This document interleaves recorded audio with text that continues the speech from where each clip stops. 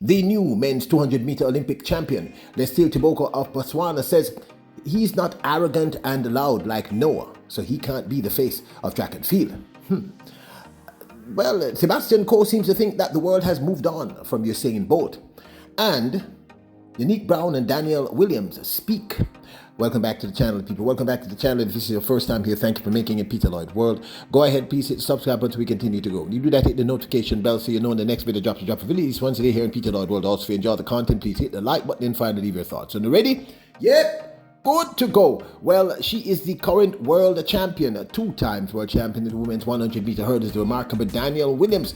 But unfortunately, during the Olympic Games, the Paris Olympic Games, she was not able to move on from the semi-finals into the finals of what I think is still the most competitive sprint race at the Olympic Games just passed. So Danielle Williams spoke with both Digicel and Loop, explaining her emotions after not moving on to the finals. Plan was to make it to the finals as easy as possible. That didn't happen. I kind of stepped in the second hurdle and lost my balance. Tried to regain, stepped in the fourth hurdle, couldn't recover after that. Danielle, that's how the hurdles go sometimes. Wasn't the best start, and then that hurdle that you clipped. Yeah, obviously disappointed. Felt I was ready in pretty good shape, but it just wasn't meant to be today. Talk to me about what happened through the race. What was going through your mind when it happened? The race plan was the same. Get out through 2. Unfortunately, the second hurdle, I stepped in it, not sure why. The only thought there was to recover and try to catch back the pack. I stepped in the 4th one again, and so that was really it. Yeah, what do you take away from these games in particular? I'm happy to be here. I'm blessed to be here. It's my first time. Happy to wear the black, green, and gold on the highest stage. God is good. God is still in control. And he has a plan for me. And his plan wasn't Olympic finals this time. So, I just have to work with that. Still very proud of you, Dee. Thank you. The comeback queen, Janique Brown, who also failed to advance from the women's semi-finals in the 100-meter hurdles, also spoke with Sports Max. Janique, I know this was a season that you were coming back slowly but surely, but talk to me about that run. I don't even know. It was a poor run, honestly, but it's all I can give, honestly.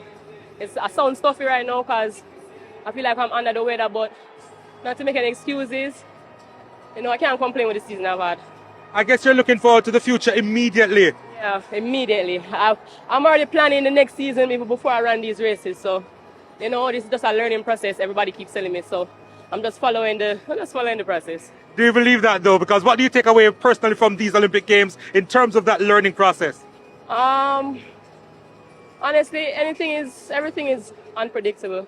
You understand? So it's just watching my competitors now, knowing that I beat them before and I shall beat them again. Well, we're looking forward to that future, Janique. All the best. Thank you so much. I have to say that Sports Max did great coverage of the Paris Olympic Games. Big up to the whole line over there. So big up. Janique is being a little too hard on herself, though. Seriously speaking, she's being a little hard on herself. She's had a great season. She's done better than many people think. Some people think she would not have even gotten out of the heats. And I think in time to come, she's going to become a massive, massive star. And our world champion, Danielle Williams, you're right. This just wasn't your moment. Your moment will come. Big up to you. Very, very proud of both of you ladies. Now this next story is connected to our final story about Noah Lyles. Sebastian Coe, who is the top man over there at World Athletics, this is the governing body globally of track and field.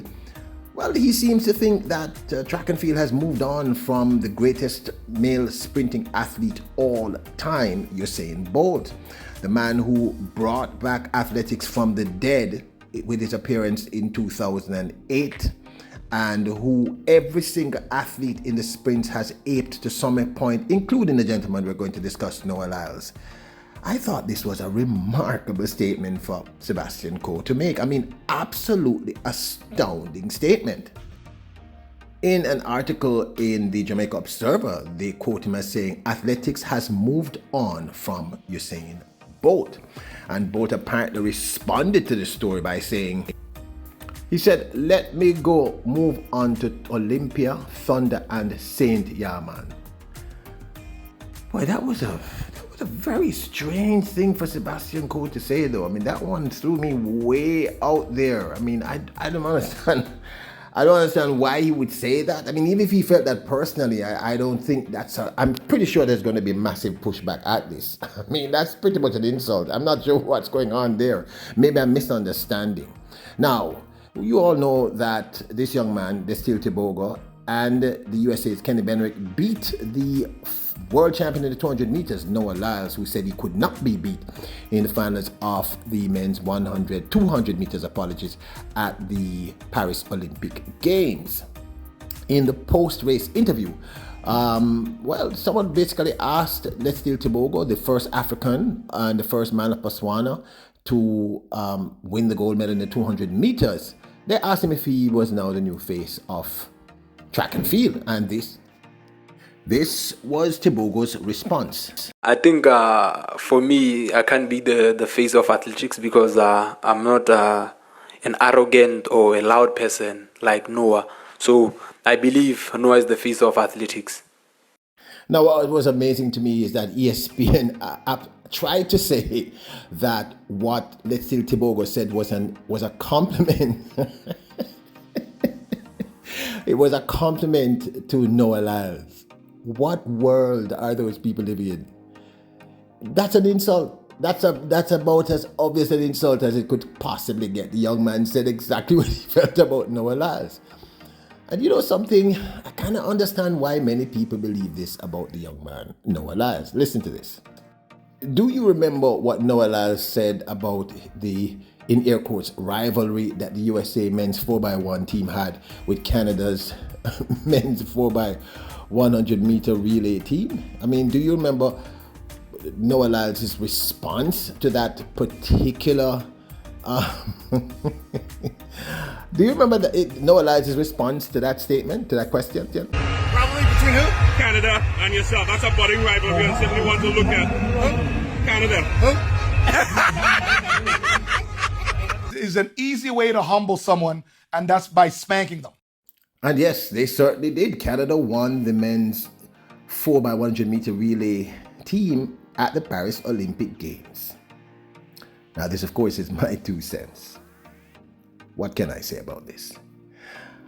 Look, I understand what's happening with Noah Lyles in the sense that I think Noah looked at track and field, looked at himself within the scope of track and field, and looking at the world as it is now, certainly the Western world, he understands marketing.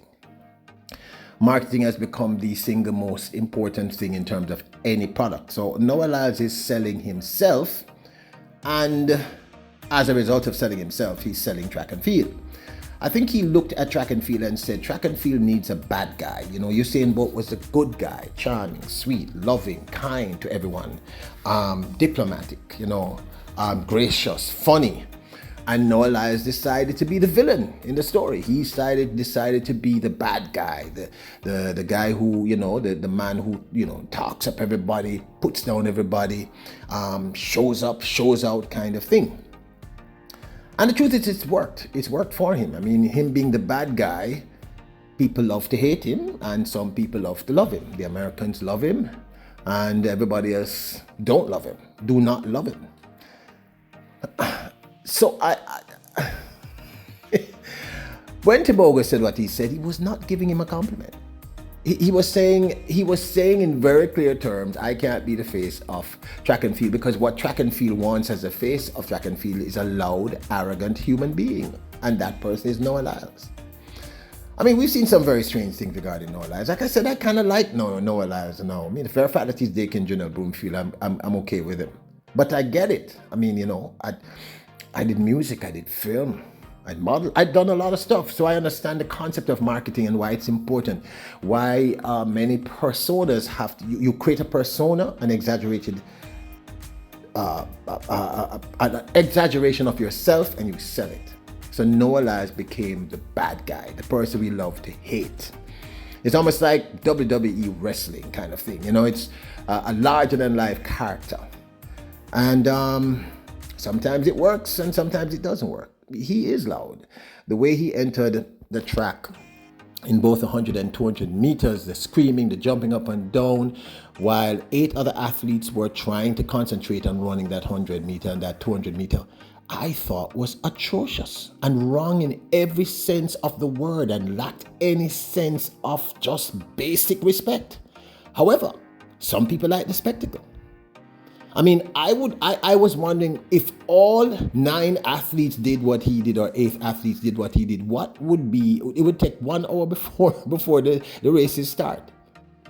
And could any other athlete get away with it? Like I said in a previous video, Kishane Thompson said something to someone in the audience and he was reprimanded.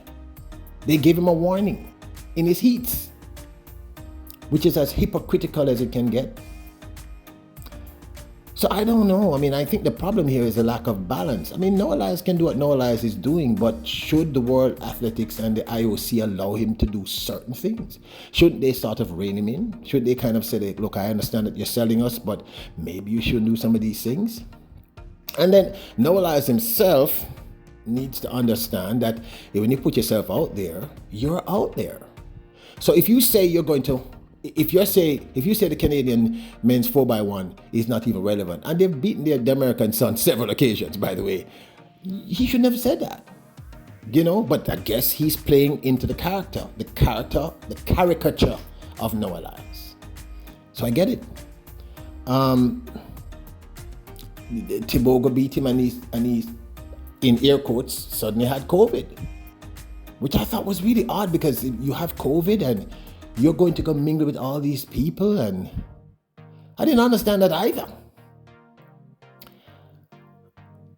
And then he very miraculously recovered very quickly. Now, I'm not saying the young man isn't telling the truth, but what I'm saying is, by announcing that he had COVID right after losing to Benerick, his teammate, who came second, and the young man, LETSILE Tebogo Paswana, who came first, he kind of stole their thunder, didn't he? I mean, but maybe that was the whole idea. If I lose COVID, and because like I said, I think what's happening with Noah is Noah understands marketing. And in today's world, this is the kind of marketing that seems to work. I mean, recent studies have seemed to imply that human beings respond to the negative more than they respond to the positive. Maybe loud and arrogant has become the new hip thing. I don't know. But I have to say this to in balance. Noah Lyles, I respect him because he says he's going to do things, and 5 out of 5 he actually does it. Double champion in the world championships, that's pretty admirable.